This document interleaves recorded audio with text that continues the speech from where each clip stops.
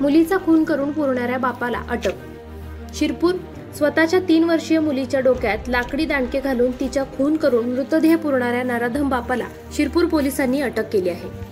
खुनाची घटना 6 जूनला शिरपूर तालुक्यातील नांदर्डे गावात घडली होती। पूजा अनिल पावरा, वय 3 वर्ष असं मृत मुलीचं नाव आहे।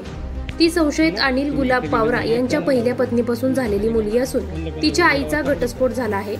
तिला अनिल पावरा सांभाळत होते। दरम्यान अनिल पावरा याने दुसरे लग्न केले, मात्र त्याची दुसरी बायकोही निघून गेली। घटनाक्रमानुसार 6 जूनला रात्री मद्याच्या नशेत असलेल्या अनिल पावरा याने मुलीच्या डोक्यात लाकडी दांडके मारून तिचा खून केला।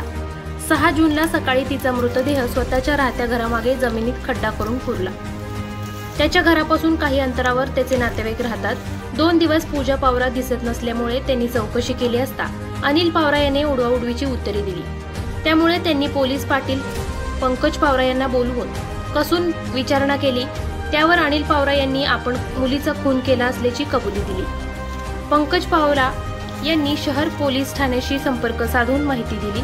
त्यानंतर शहर पोलीस ठाण्याचे प्रभावी जयपाल हिरे व सहकारी फॉरेन्सिक पथकासह घटनास्थळी दाखल झाले। मुलीचा पुरलेला मृतदेह बाहेर काढण्यात आला असून शवविच्छेदनासाठी रवाना करण्यात आला आहे।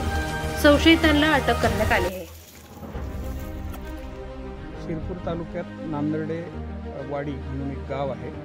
त्या गावामध्ये अनिल पावरा नावाच्या एका इसमाने त्याच्या 3 वर्षाच्या मुलीला मारून कुठेतरी पुरलं अशी प्राथमिक माहिती शिरपूर पोलिसांनी मिळाली। त्याच्यावरनं आम्ही या ठिकाणी येऊन ग्रामस्थ, पोलीस पाटील इतरांच्या मदतीने त्याला विश्वासात घेऊन चौकशी केली। स्वतः गुरुवारी रडत आई सोबत राहत नसल्याने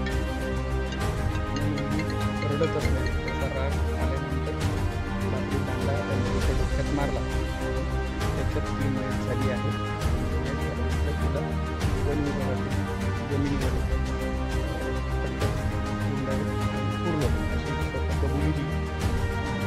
त्या कबुलीनंतर कायदेशीर प्रक्रिया आहे ती राबवून